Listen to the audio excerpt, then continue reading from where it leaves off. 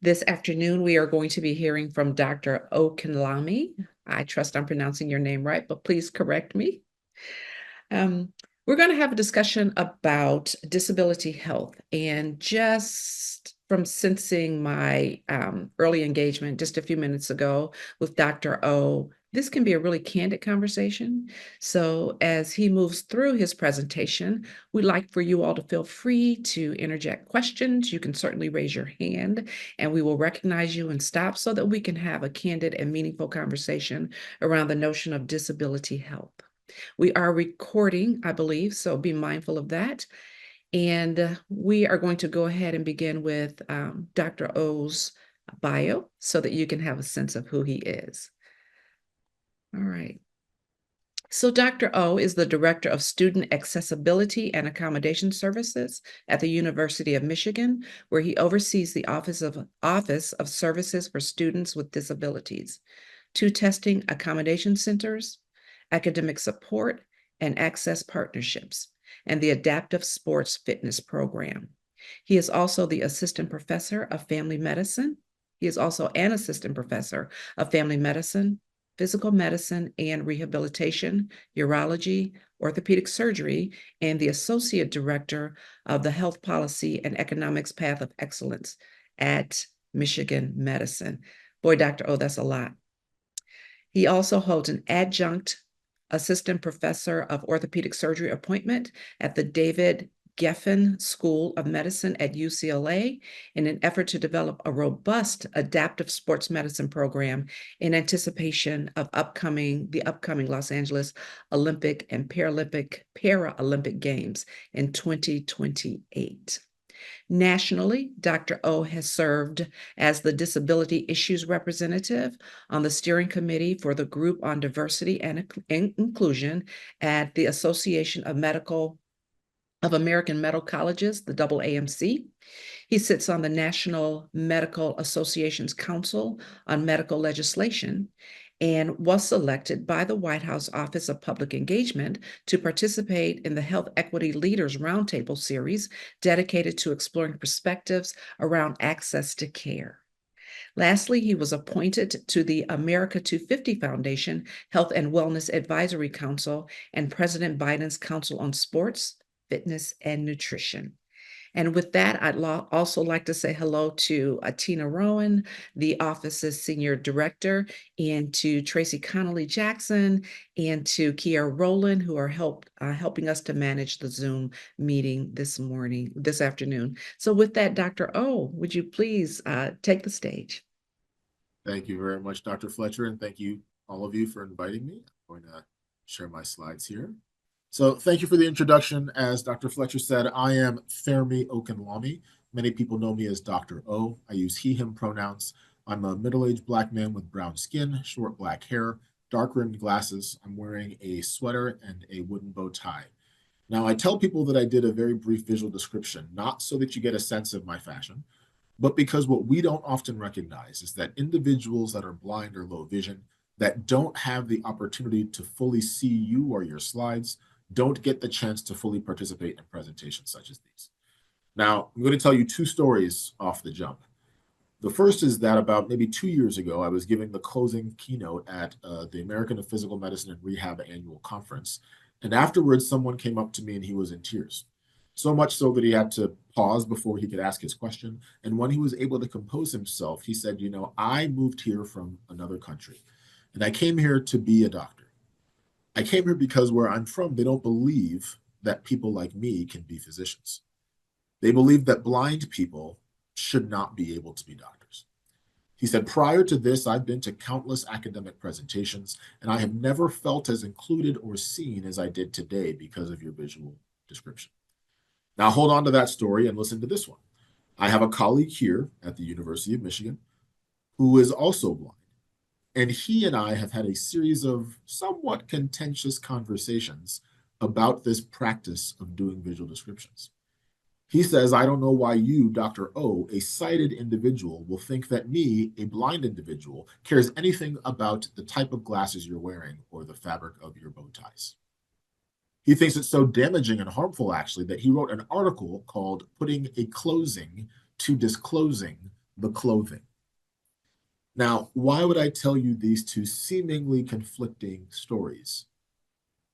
I tell you this because what I want you to take away, if you take away nothing else from today, I want you to know that when you've met one person with a disability, you have met one person with a disability. The disability community is not a monolith. There's no one thing that you can say. If someone is blind, I do this. If they are deaf, I do this. If they're a wheelchair user, I do that. But what I hope is that this conversation that we will all have will then open up the lines of communication to recognize that there may be different access needs for different people. And that our goal should be to try to then provide access to all. Now, the difficult part of this is where I'm very, very honest and candid, is that there will be times where your attempt to provide access for one group will look as if it is robbing access to another. And sometimes it's within the same disability category. And so I hope that this becomes a conversation where we then are at least aware of the different access needs that people may have. And this is not about a right or a wrong, because if I identify as blind or low vision and I do not want you to do visual descriptions, then in my presence, and if I am communicating with you, there's no need to then do a visual description. However, if you then find that someone else does benefit from that and is asking for it, you're going to have to balance how you then provide access without looking as if you are then doing something for a community that's not asking for. So I lead with that because the rest of this presentation and conversation, I hope, will be a series of examples and stories and my own lived experience, not to say this is exactly what you must do, but that will hopefully allow you to look at your life and the spaces that you occupy to see how you can then strive to provide more access as well. So as Dr. Fletcher already elucidated, here is my presentation slide. I'm Dr. Okanlami. My title is Disabusing Disability, hoping to demonstrate that disability doesn't mean inability. And then I've got my academic titles listed there. Now, I start all of my presentations with a conversation about equity versus equality.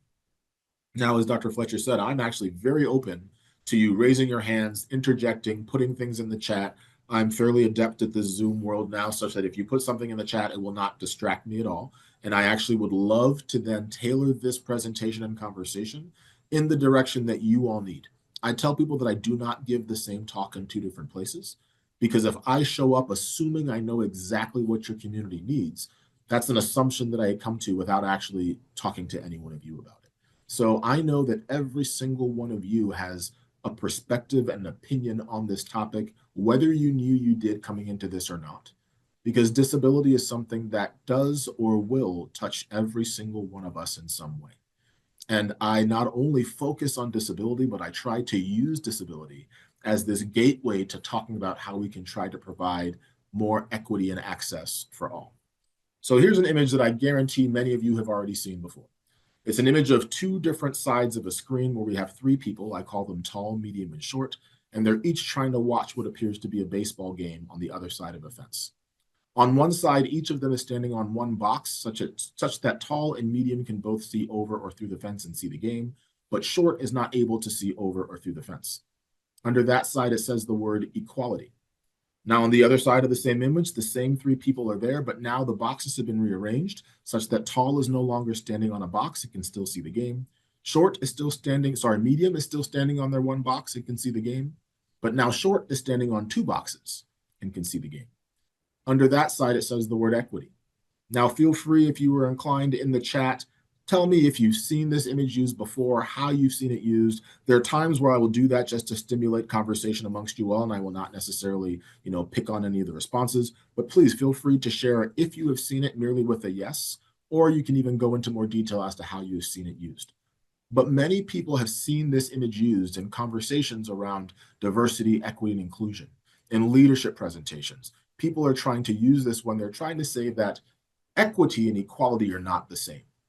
That equality is giving everyone the same thing, whereas equity is giving people what they need to have access.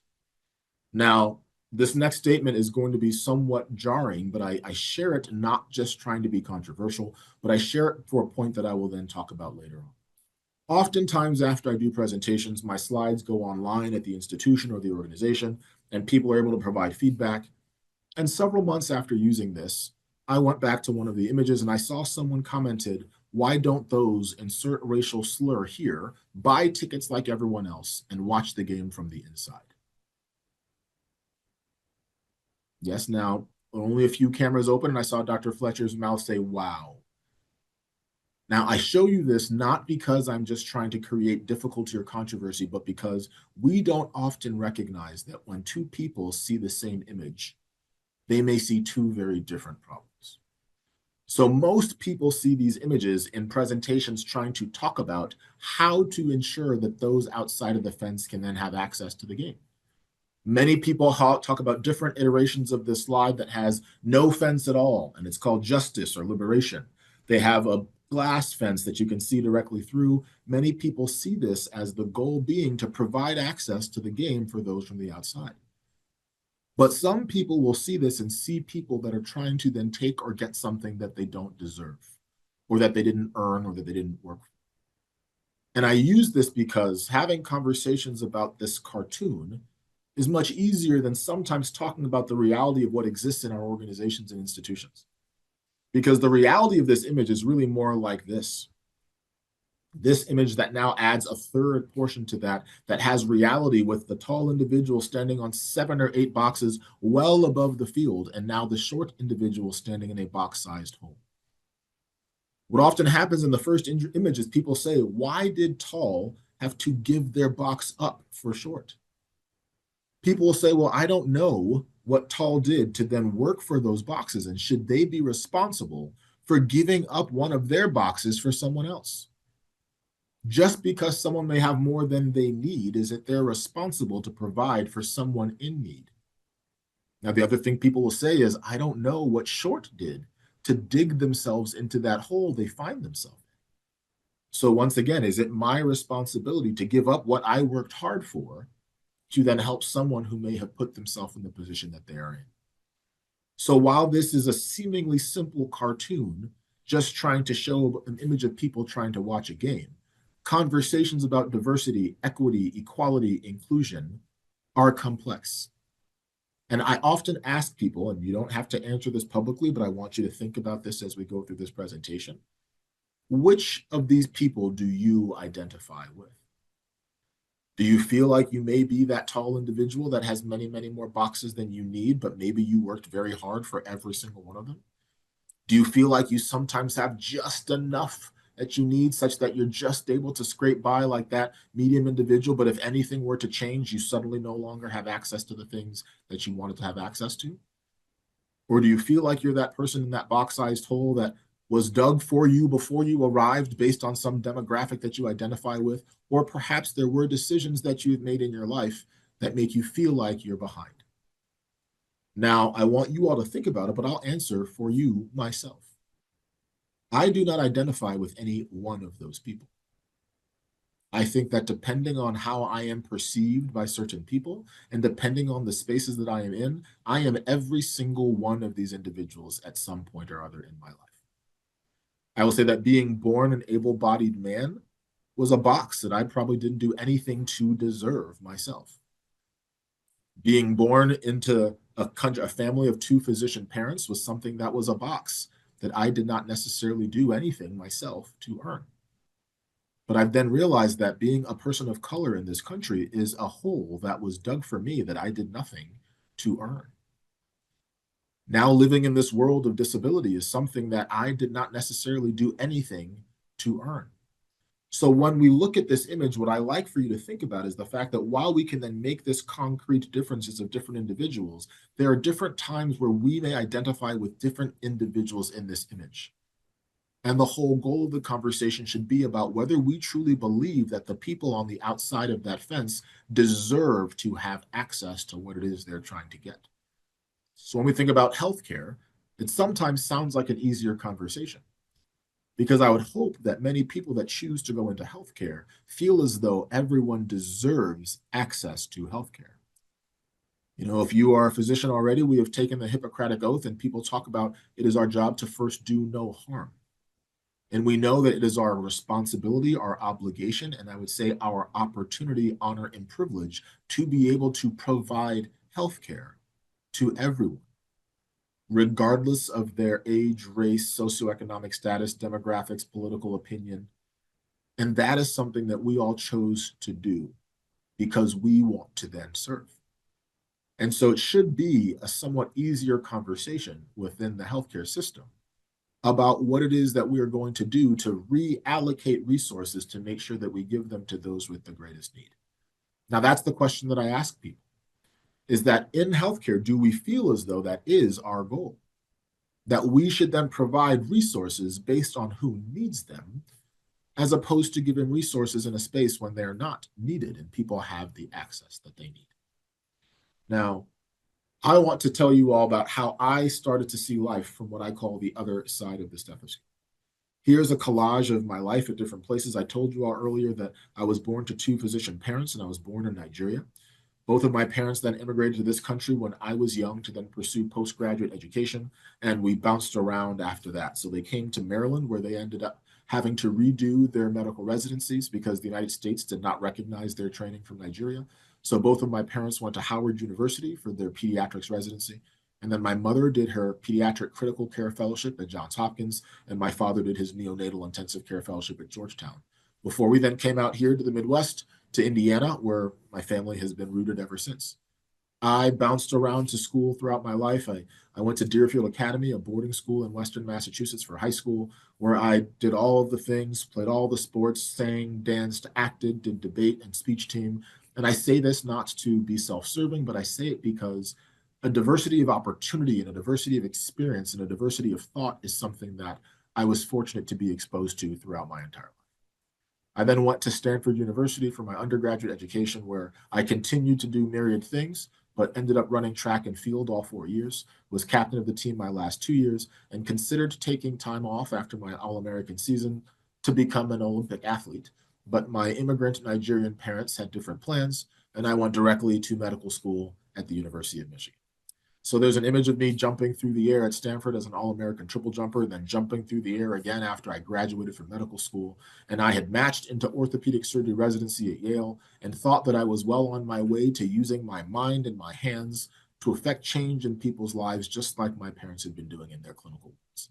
And then that bottom picture is of my family, just to talk about both of my grandparents who have doctorate degrees, my sister who is a lawyer, my family of terminal degree holding individuals, not to pat ourselves on the back, but because my family said that education was something that could never be taken from me.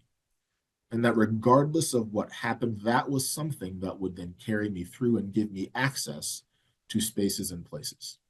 Now, I'm going to show about 12-minute video that tells you more about my life than I think that I can capture in this presentation. So as you're watching this video, I want you to then think about two things. I want you to think about why you think I am showing this video. So this topic is supposed to be disability health, and it was disabusing disability to demonstrate that disability doesn't mean inability.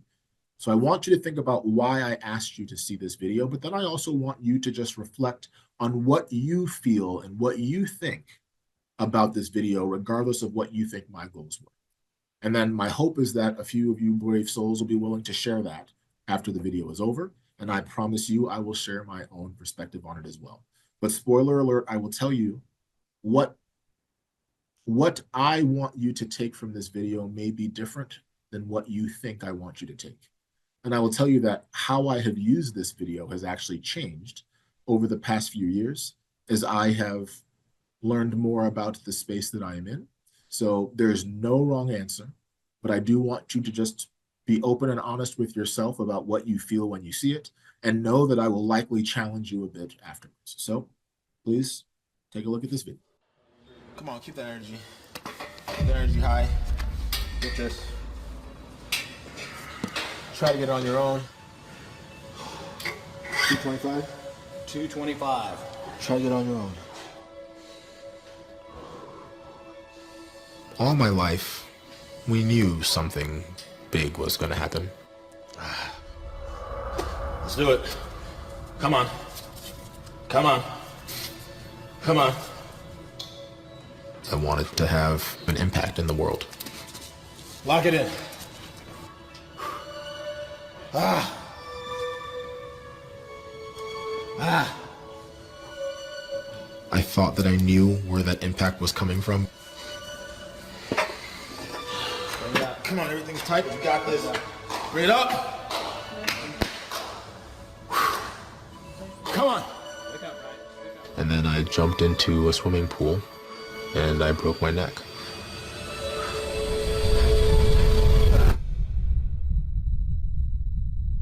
It's a story you will only see on ABC 57 News. Colleen, he is serving as an advocate for people with disabilities, and he has quite the story of his own to share. Yeah, Brian, when you hear his story, it sounds more like the plot of a movie.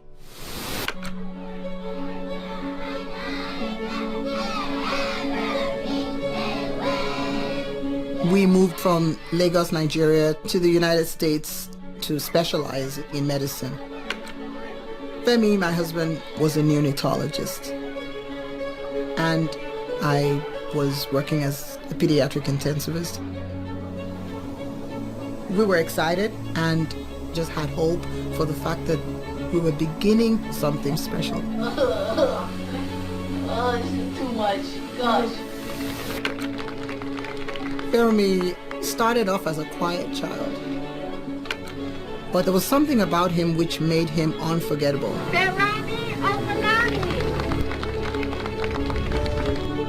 He was also a competitive child. If there was ever a chance that you said, oh, you're not likely to be able to do that, that just fired him up. Okanlami. Okanlami was the perfect student, the perfect athlete, had dreams at a very early age of becoming a doctor.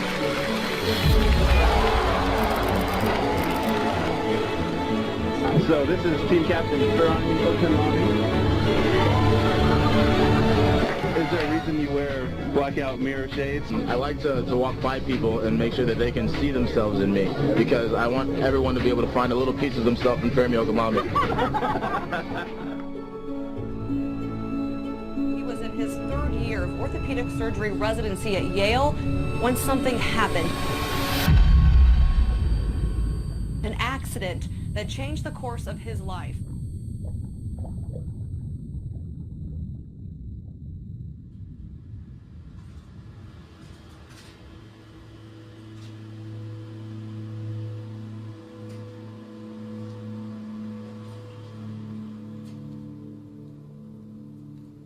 For us as parents,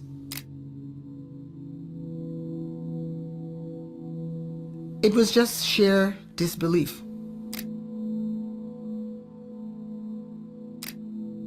He moved nothing below the waist. I thought, oh my God.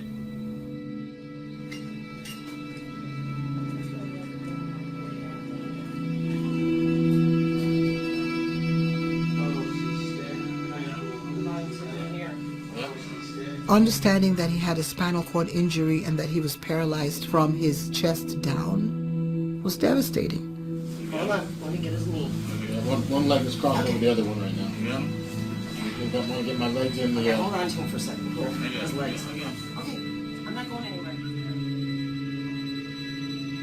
No, not you. How could this happen to you?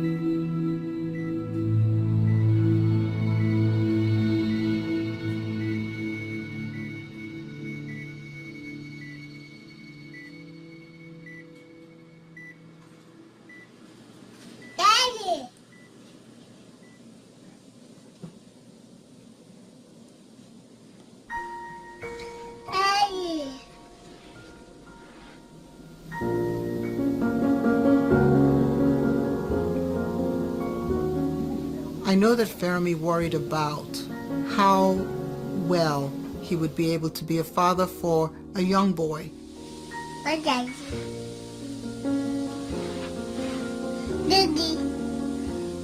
Alex would have conversations with me when I would drop him off in daycare or take him out, and he would say, "Do you remember, Gigi, when my daddy could walk?"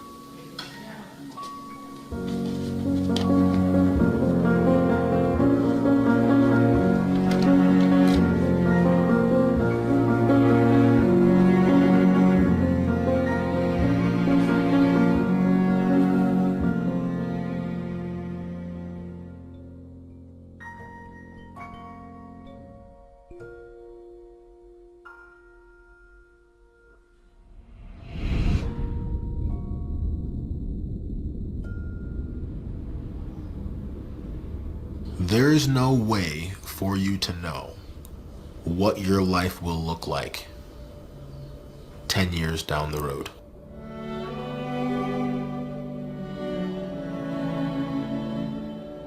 There might be things that aren't on the map. And there might be a time where the road is dark and there's no one else there. And when you don't exactly know what your destination will be, that journey will define you.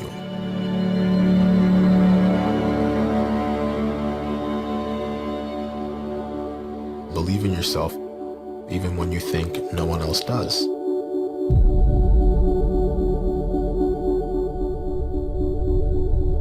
Where the understanding of science ends, faith begins.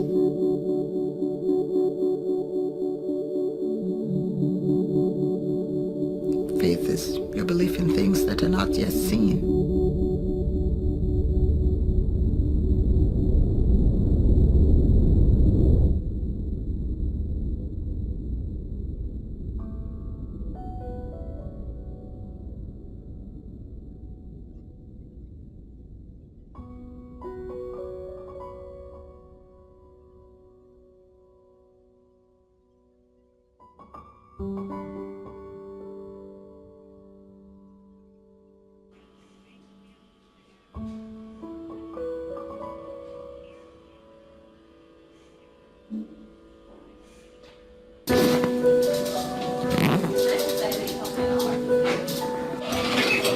I have a hard time describing someone based on what they can't do rather than what they can do. Good morning, Jesus Embassy. My name is Oluwaferanmi Okanlami. Just because someone can't walk doesn't mean that they do less or are less able than someone that can. They may do much, much, much more than an individual that can walk.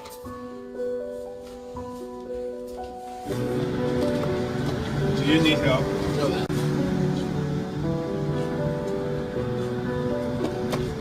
You're gonna be tired.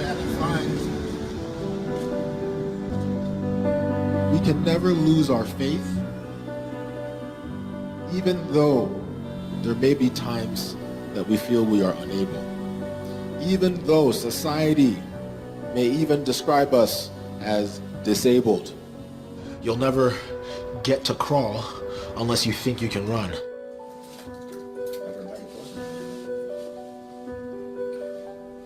Attack the illness directly.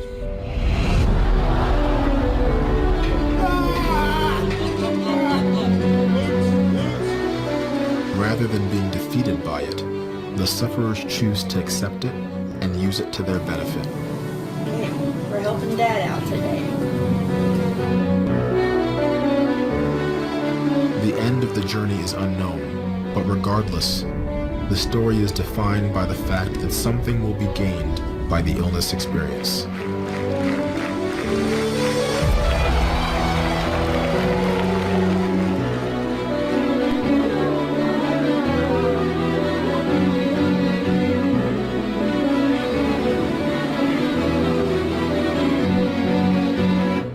He is an ability awareness advocate, a mentor, a teacher, a patient, and a physician. Please join me in welcoming Dr. Fermi Okanlami. I want to bring in Dr. Fermi Okanlami. Fermi Okanlami. My tireless efforts to regain my independence have awakened me to the struggles that my patients face every day.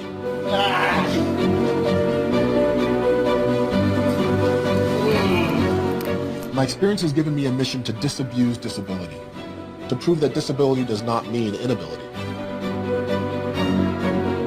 You truly have an opportunity right now, and I want you to take it. Instead of trying to judge people by what they are not or what they don't have, pull people up by letting them capitalize on the things that they do have. We've got quite the turnout for wheelchair basketball tonight. I will not depart from your presence, O Lord. Begin to pray and prophesy. Woo!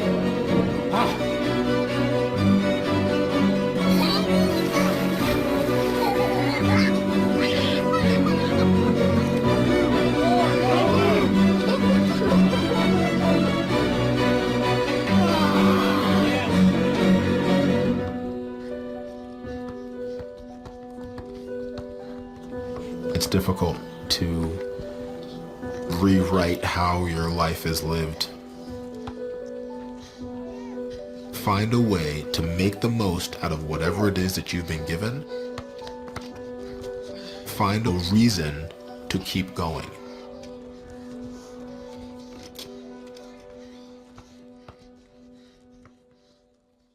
Thank you for bearing with me and watching that. Now, I gave you the assignment before, so you've had about 12 minutes to think through it.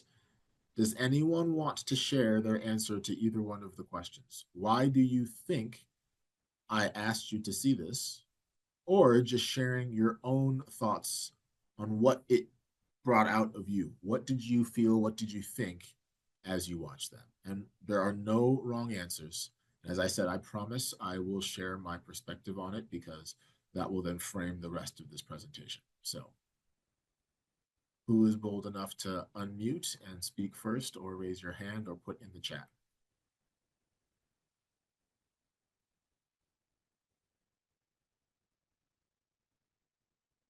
Selena?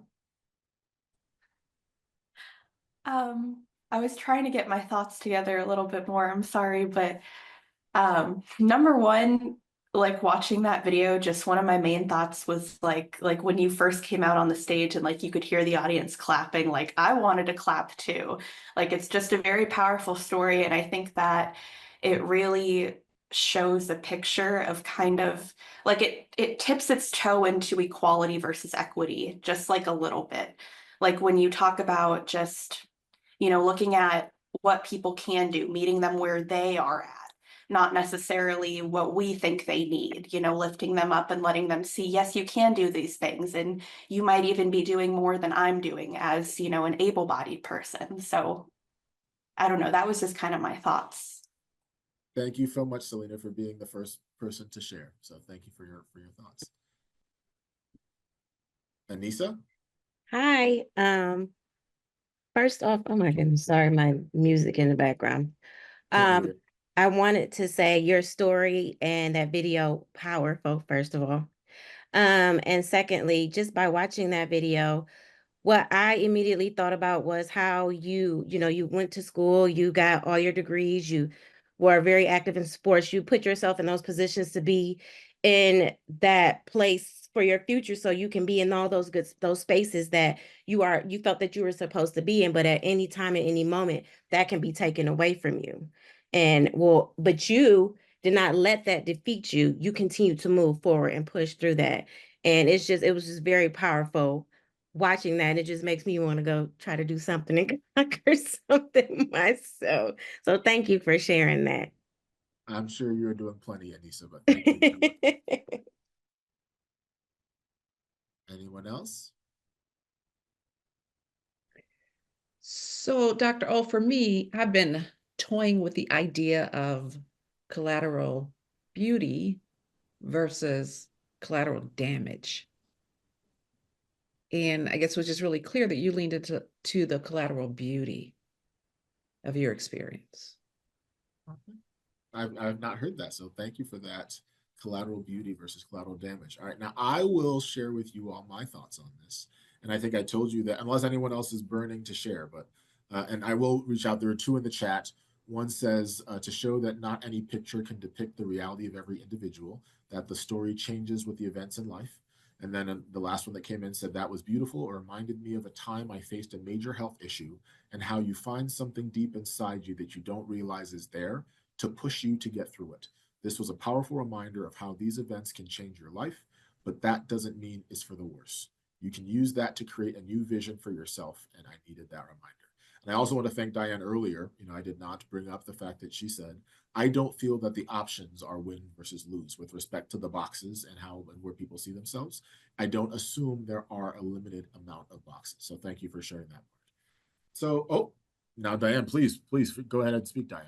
The other thing that I was, you asked us to think about why you were showing this to us. And one of the things that occurred to me was that given the examples that you gave us before about people's reactions, was that your situation was visible extreme, sudden, and we also had context that allowed us to be more empathetic to the inequity of the situation.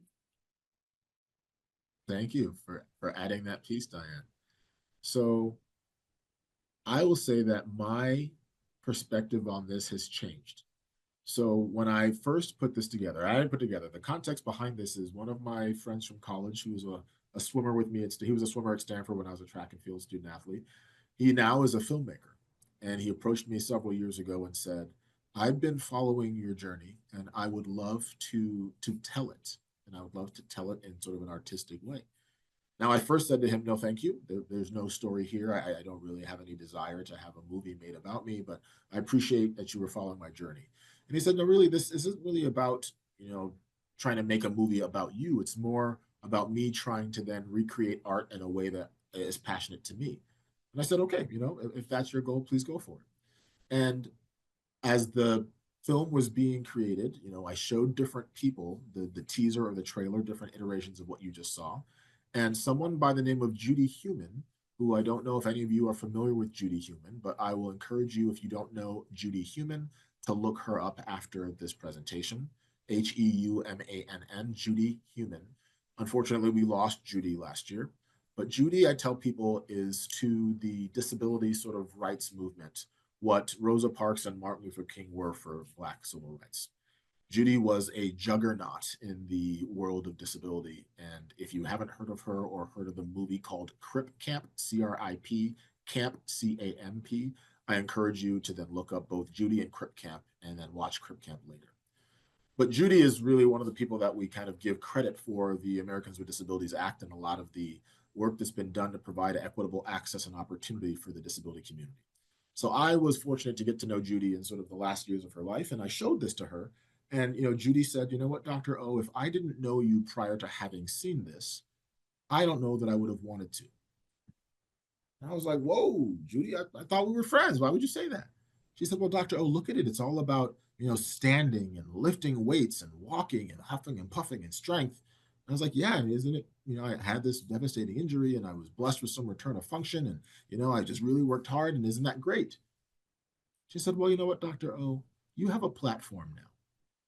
And you have an opportunity to change the way that people view disability. What message do you think this sends people who don't regain the ability to walk? What message do you think this sends people who never had the ability to walk in the first place? She said, it's great that you were able to return to medicine, and you may have seen in multiple shots of that, I was standing in what you may not have seen was a standing frame wheelchair. So many of the times when I was at the church, when I was at podiums and I was upright, I was standing in this very expensive standing frame wheelchair, which in the beginning of my life of making these presentations, I used that as access. I told people that that was one of the ways that I was able to get back to medicine, that people were able to use technology and innovation and creativity to give me access. And if you just don't know that access can be provided in this way, you don't give people the full opportunity to demonstrate what they can do. And I really believed that. Now, I still believe that, but this is where I then have a conversation about the medical model of disability versus the social model.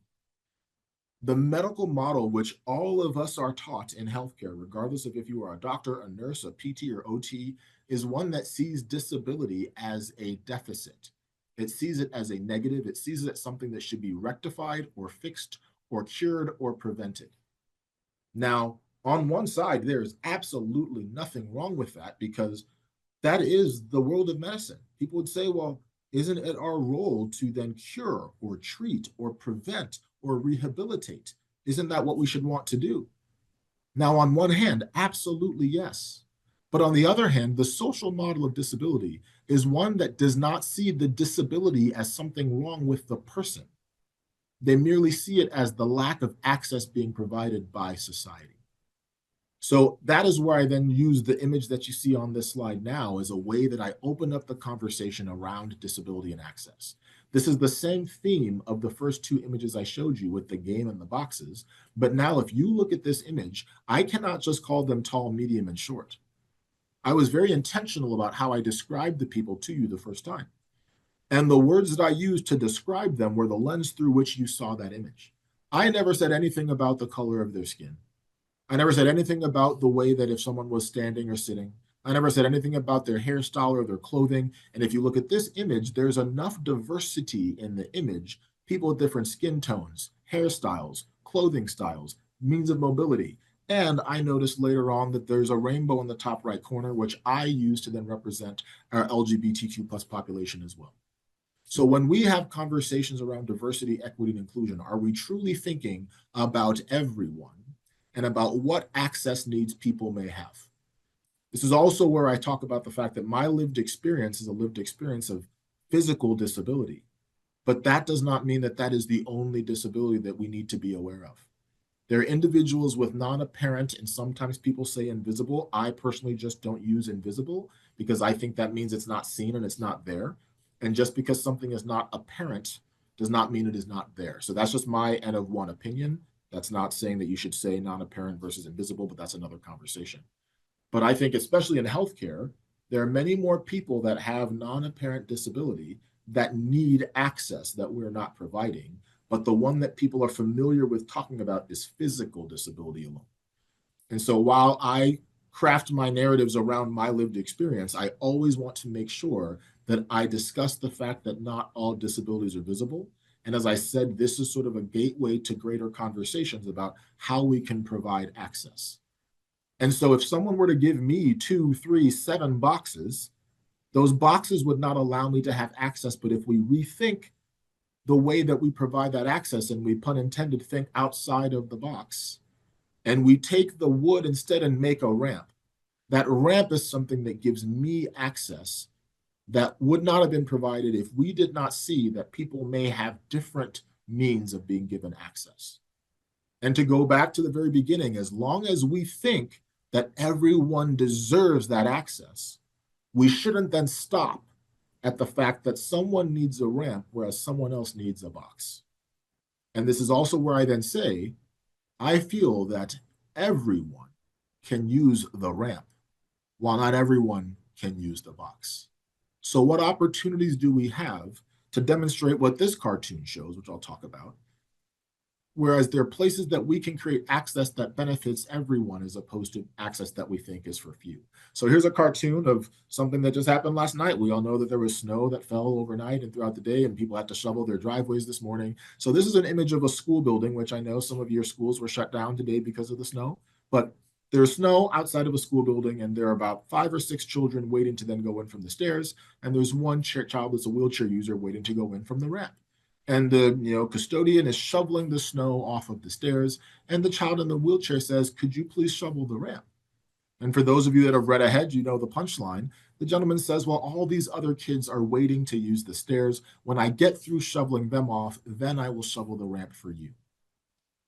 But the child that's a wheelchair user says, "But if you shovel the ramp, we can all get in." How many literal and figurative ramps can we either build or clear off to then provide access for everyone? We think that the disability community is the small niche community that has special needs, and that we need to then allocate different resources to then address their special needs. Now, I tell everyone that the needs of the disability community are not special. They are no different than everyone else's needs, but for some reason, we are okay without providing them with access. But if we think about it in this way, to say that, yes, this ramp is something that all of those children could use. And if we create solutions with those that have the greatest need in mind, we will be able to provide access for everyone. But when we build things and create systems and policies and structures that do not take disability in mind, we end up having to then recreate or reshuffle or jimmy rig something after the fact to provide access. And so while this looks like just one physical example of access, it is one that I encourage people to think about within their own spheres of influence. Because there are many things that we do, and the pandemic was a great example, of ways that we were able to find means of providing access to education, virtual classes and things like this that we do now that we didn't do before, and we said it wasn't possible. Within medicine, I challenge people very directly because I say that if there's any concern about a student or a child with a disability being able to be a physician or a nurse because of their physical disability or because of a learning disability, we are creating ways to then operate on people when you're not even in the same room. I'm sure that at Case Western, you're having these same conversations about how to leverage AI and machine learning. We lean in to technology and innovation and ways to provide access, yet we still make it seem like that if someone cannot physically see or hear or walk, that they should not be given access to this world of medicine. Now, I feel as though that one of the reasons that it is of the utmost importance that we then create access is that individuals with disabilities are people that have had to look at the world through a different lens. Access has not always been provided, and so people are finding ways to then demonstrate what they can do instead of being limited by what they cannot. But for whatever reason, the disability community is one community that we then judge them, as I said, based on the things they cannot do, even though that should not be the limiting factor. I think within medicine, this is where it's a difficult conversation because I am not pretending like every single disabled person can do every single thing. But what I'm saying is that we can do much more than people give us the opportunity to do. And the way that disabled bodies and minds have had to then navigate an inaccessible world is something that would be of value to the world of medicine because of the creative minds that will then help us come up with new solutions. And so we should not be limiting people's access at the pre-med stage or the medical education stage because those individuals can go off and do many things in medicine that do not require them to be able to use two hands to percuss or use two ears to listen to a stethoscope. But as you go through your training, we need to be able to demonstrate that we understand what is being taught and that we can then replicate by communicating in some way the importance of what that is without necessarily having to physically do it. And so one of the things that I challenge faculty with now is I say, if I could find some professional in the world that does not do whatever it is that you think the student has to do, that you are going to limit their matriculation or graduation because they can't do X, Y, or Z. If I can find a practicing physician or a person with an MD behind their name that doesn't do that thing, why should this be the stage where we prevent that student with having access? So now it's already 12:51 and I've talked well over time and I have not allowed you all to get more feedback, but I want to give some tangible action items about why I had this conversation. And there's another video I was going to show, which I will talk you through and I won't show it, but it's of my former chair. His name is Philip Zazoff. Philip Zazoff was one of the first deaf physicians in the entire country. And he has allowed us at the University of Michigan to create this program where we are trying to increase the representation of disabled individuals in healthcare, in clinical care, research, community engagement, because we feel as though that is a benefit not just to the disability community, but to everyone.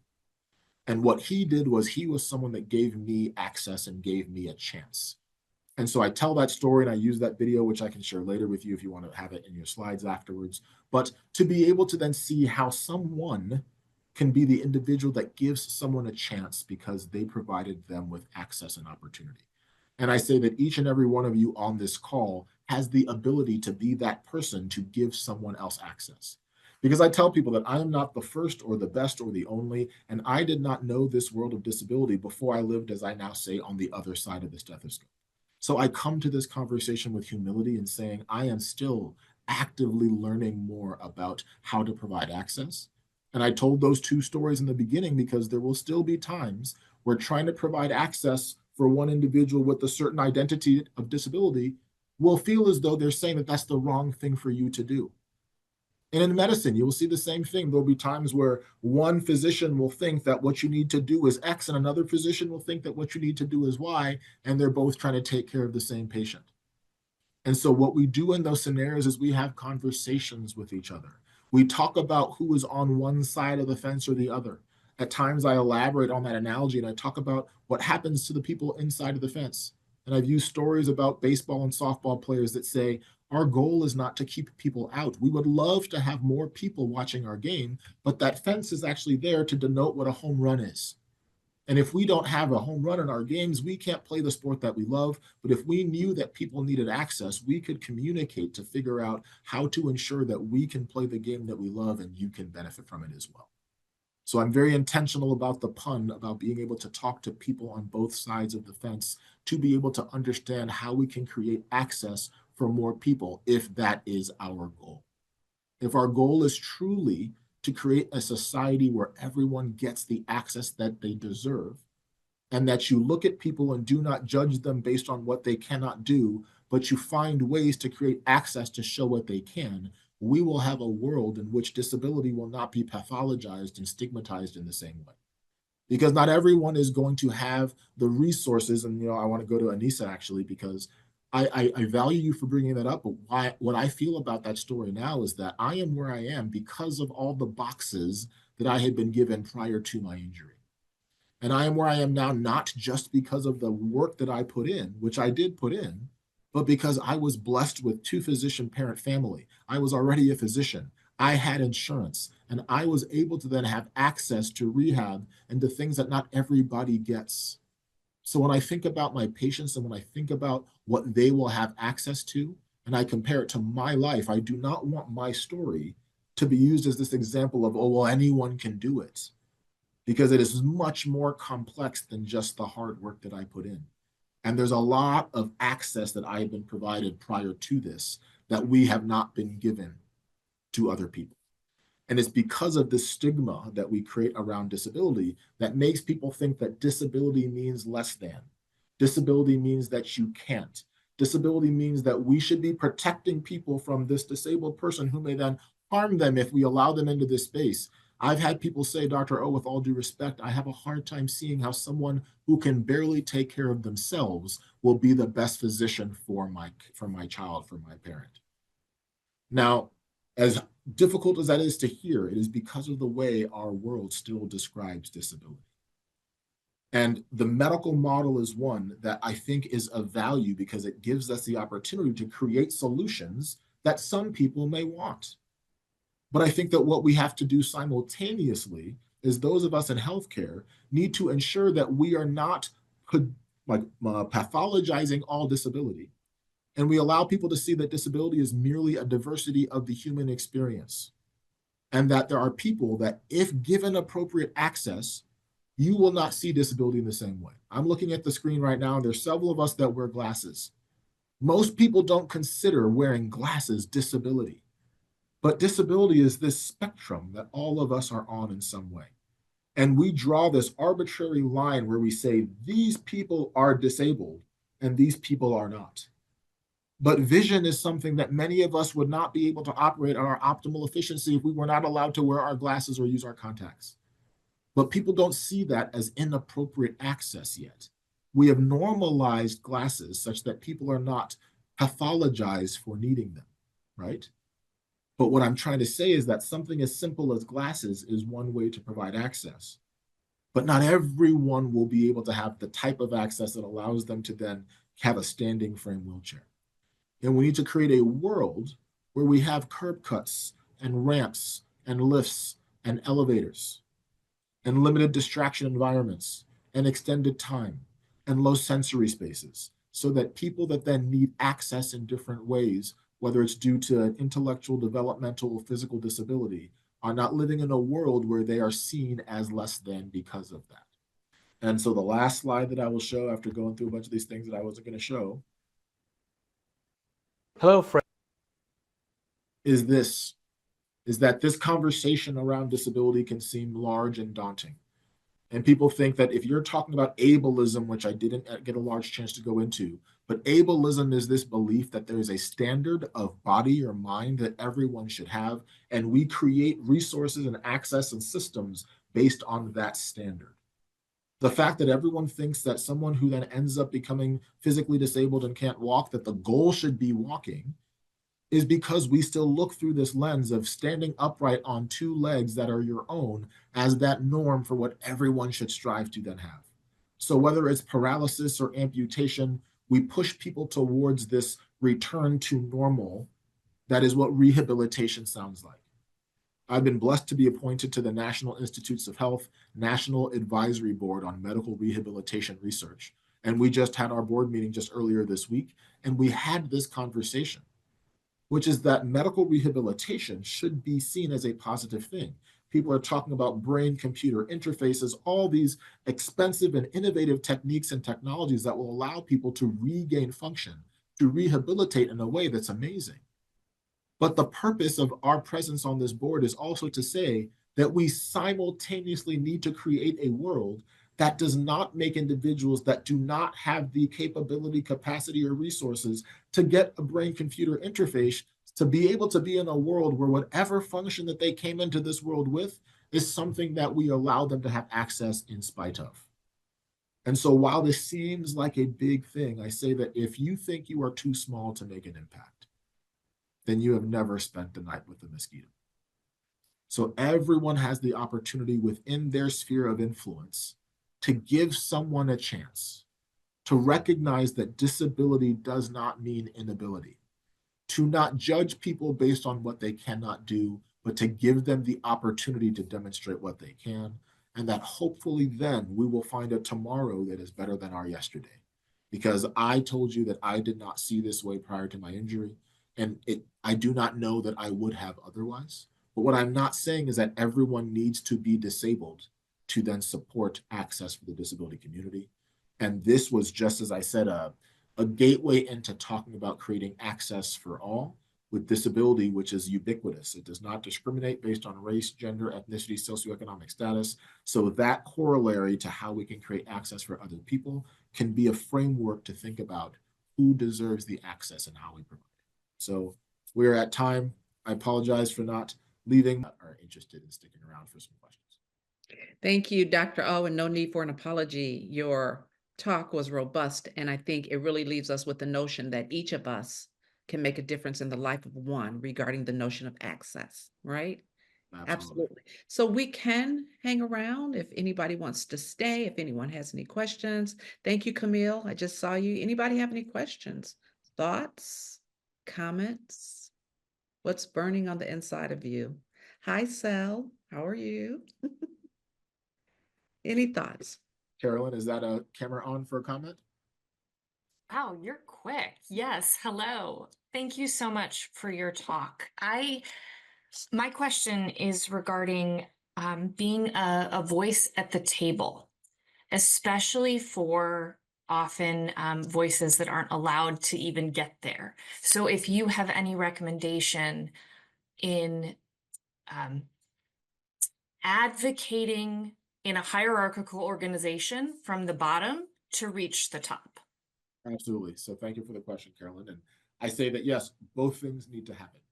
One, I think that representation matters and representation is important. But representation isn't everything, because often people say you cannot be what you cannot see. And I agree with that in one way. But then at the other time, I say there are a lot of people that need to be the first. And so if you say you can't be what you can't see, but no one like you has ever been given the access to be that, someone needs to be that first. Now, that doesn't have to be everyone, however.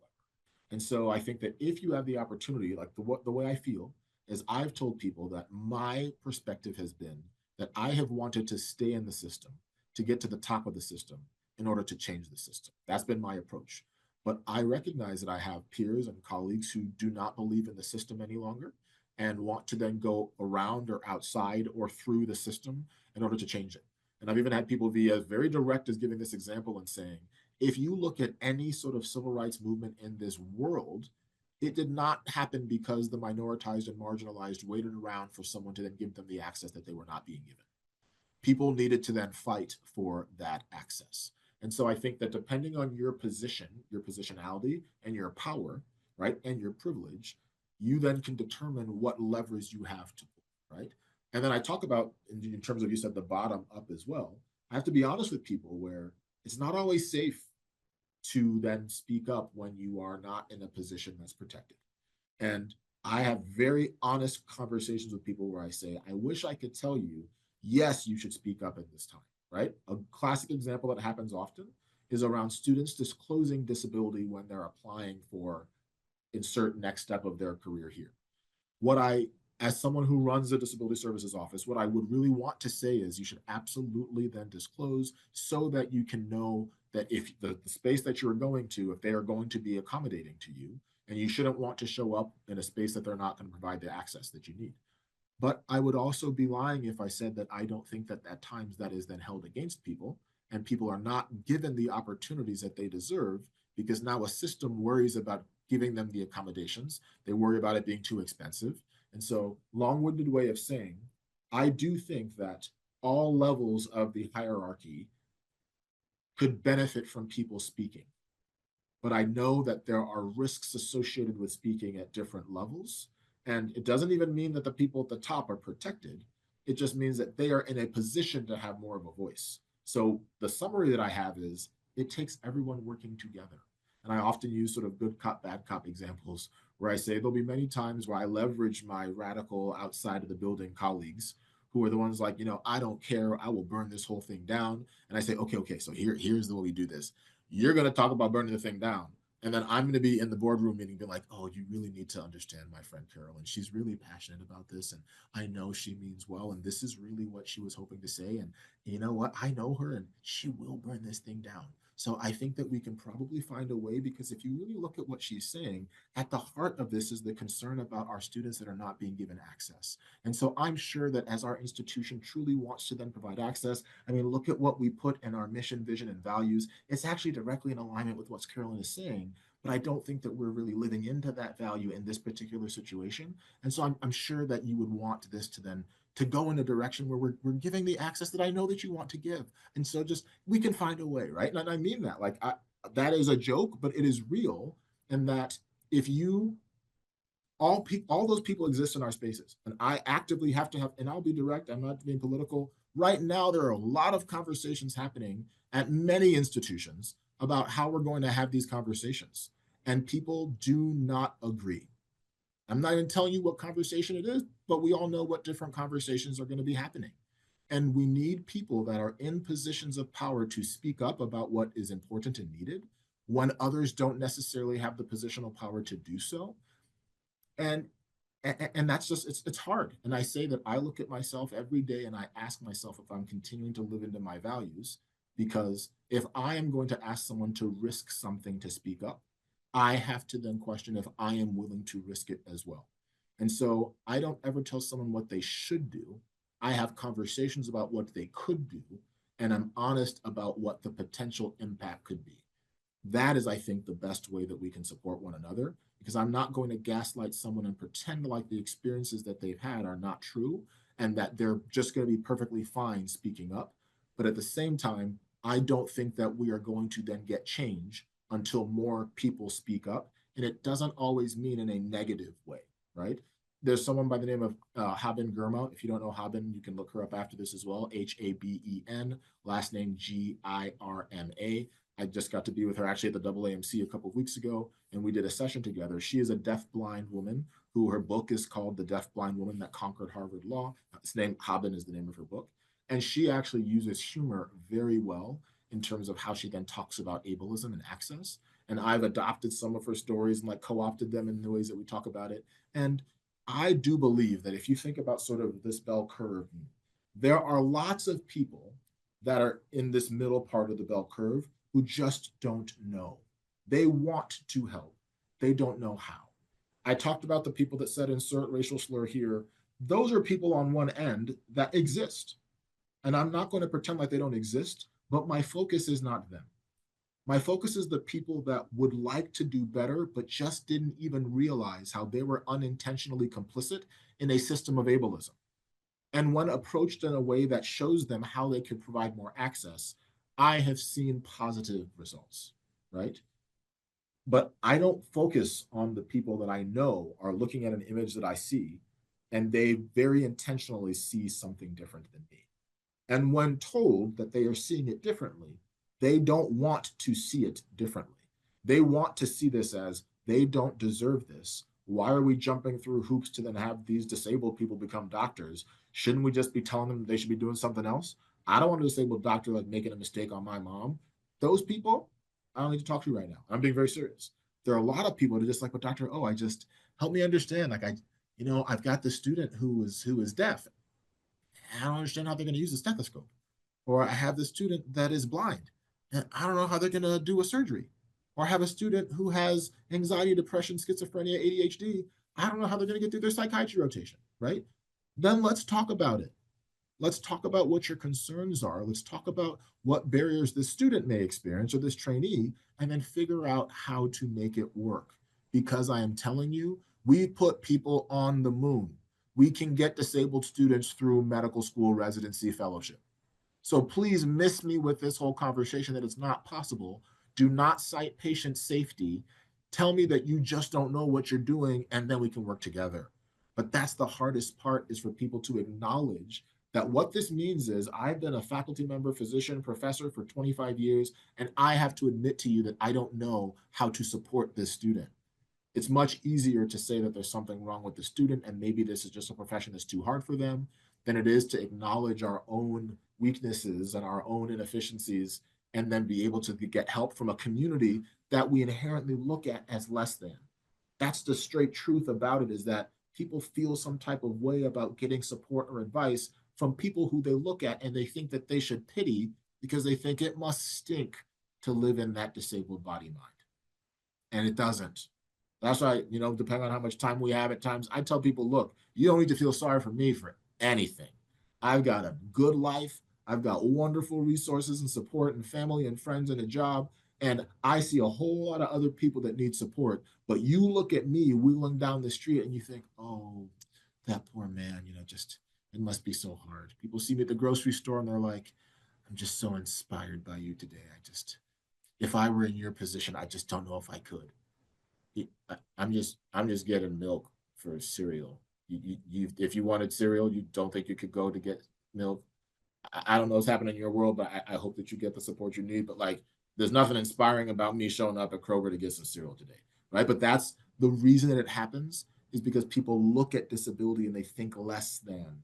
And so they then picture what they would be doing in that life, and they just think it must be terrible. I'll tell you the reason why they think that way is because they know that our world is ableist and inaccessible.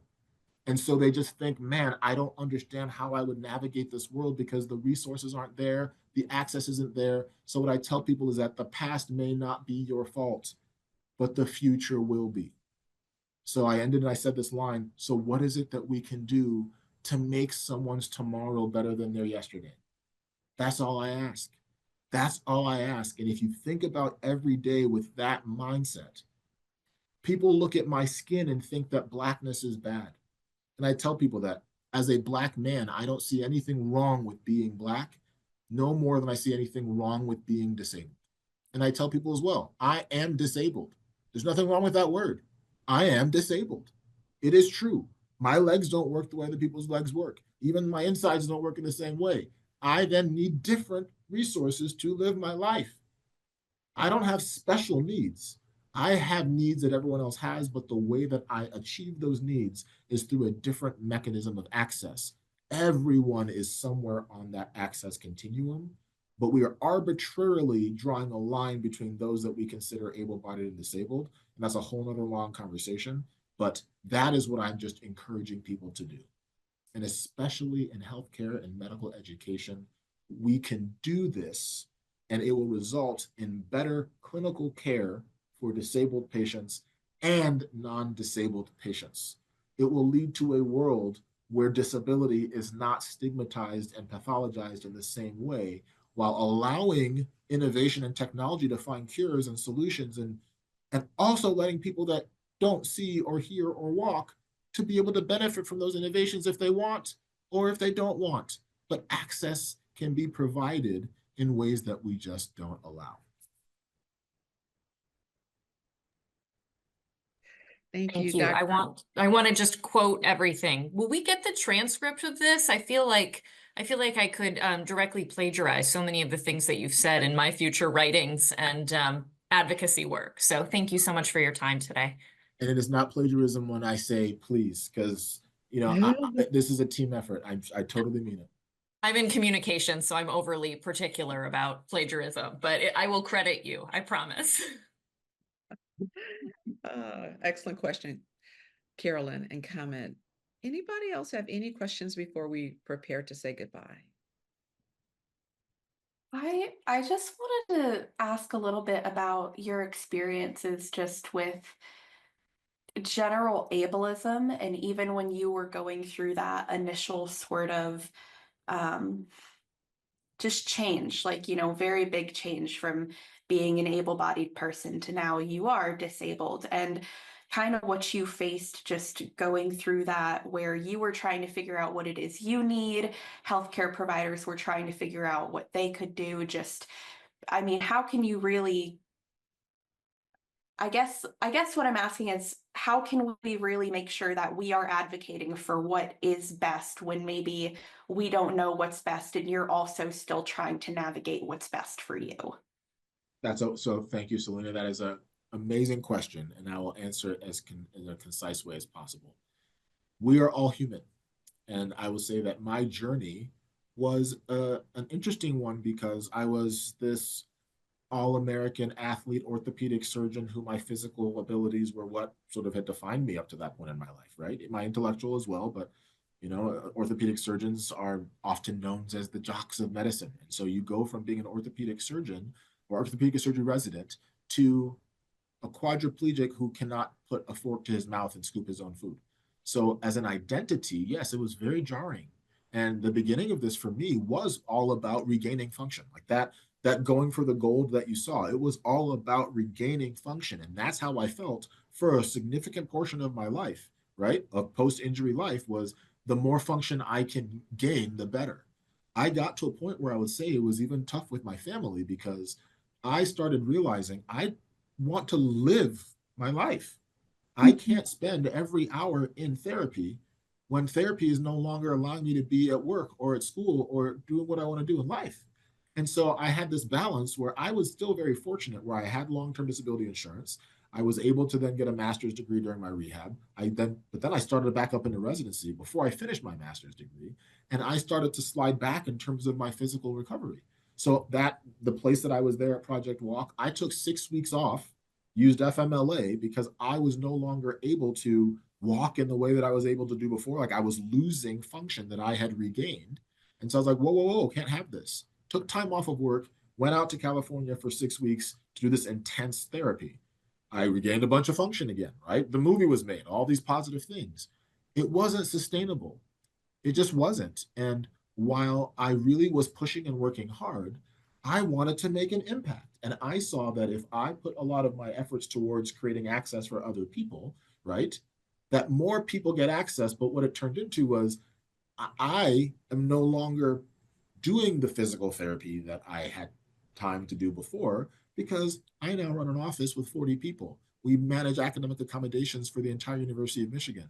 I sent three athletes to Paris for the Paralympic Games and one coach, and I went with them, right? Like I am no longer the athlete in the high level sport because of the time I need to put into providing access for others.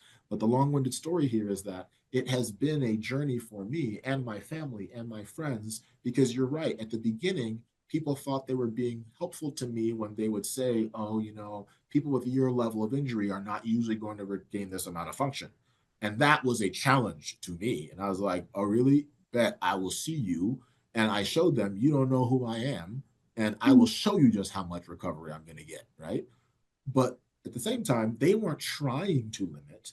They were trying to be reasonable in terms of the likelihood that I would gain that function. So to sort of answer the question, I think that giving people a full picture of what possibilities may exist and not limiting anyone, giving them the opportunity to go to therapy and rehab as much as they physically and financially can afford to do, but also letting them know that standing and walking is not the only goal that you can have. And it is okay if, you're not giving up by saying that you are going to then live life as a wheelchair user. But I think that the balance in between there is your physical fitness is important to your health, regardless of the goal is to stand and walk from point A to point B. The goal is to then maintain a healthy BMI, to make sure that you're having cardiovascular fitness, right? So I reframe it to health and not function, because people may not regain the function, but they still need to be healthy. So from a physical standpoint, I'm going to push someone to be healthy, whether they walk with their legs, whether they use prosthetics, whether they use a wheelchair, regardless. So the goal should be health, not necessarily regaining function, because not everyone will be able to regain that function. And now they've lost this goal that I achieved, but not because I did anything better than anyone else. My roommate in rehab, about the same age as me, same level injury as me, has not to this day regained function in his lower extremities. It's not because he didn't work as hard as I did. We were right there together, very similar types of injuries at the same exact time. And so I think talking about that and normalizing the fact that some people are born with different levels of function, some people will lose function, and that is life, right? And what we will do is we will create pathways and avenues to access that anyone can choose while maintaining health and wellness at the core, physical and mental health and wellness at the core of what we do, knowing that whether you identify as disabled or not, you're going to change your mind as to what your goals and plans are as you go through your life anyway. And so I think that is the way that journey has been, because I saw this from the medical model the first 90% of my rehab journey, because I hadn't had someone like Judy in my ear telling me that I could think of it differently. And now I'm well sort of steeped in disability culture and identity, and I get it in a way that I didn't get before. And I still have conversations with people every day that don't get it, and it's not their fault. And they think that they are helping the disability community by pushing cures all day long and not realizing that some people will never be cured, and that is okay. And so we need to then show them what life can be like with the function that they have, without always making them feel like they're less than because they don't have something that you think that they need. That's the difference, right? And so it's marrying medical model and social model to not make one side feel better or less than the other, but recognizing that they both need to coexist in order to support sort of the diversity of disability that we will see, and not make any one person, right? So the two people I described at the beginning of the story, the person that wants visual descriptions and the person that doesn't, they are both blind. I am not going to tell either one of them that they're wrong, because who am I to say what you think that you want or need in your community? But for someone, so it's just like, women, people of color, I'm not going to say to someone, this is what all women want. No, I don't know that. But I think that being able to have a conversation, look, once again, not being political, but you can look at issues that are on the table right now and say, I cannot guarantee that I will be able to know that someone feels this way about reproductive health just because they are, a birthing parent, right? And being able to have that conversation and provide access and resources for someone who, at different stages in their life, they may have different opinions as to what is more important. I think making the space for that, not thinking you are the expert in that, including the person who was going through that in the conversation and decision. So this is my attempt at being concise because of how complex that answer is. But at the core of it is the individual that's experiencing it, listening to them, but also providing them with options of what exists that they may not have known. And that's the part for disability that I think we still need to catch up. Most people still don't know that individuals with disabilities can do more. So we need to err on the side of giving more access, because I don't want people to start limiting what people can do because they think that they're being helpful. There's so much more that we can then provide that we haven't, because we've looked at disability from a deficit mindset. So that is how I navigated, because of the access and resources I had before, but not everyone will know that and have that. So being able to tell people stories like mine, I think is great for them to see that's possible, but I don't want them to think that's the path you have to take. And if you do not regain function, then you have missed something. But I think that it's still part of the narrative. So I feel differently about the video. I share it and I use it as a conversation, because I do think that it's great when people take good things away from it. And I think that's great for them. But I don't want them to miss my point of saying, this is the context of someone who had a lot of privilege, who had access, who had resources. And so someone else may not have those. So as you're talking about it, be careful not to be like, if he could do it, so you can too, right?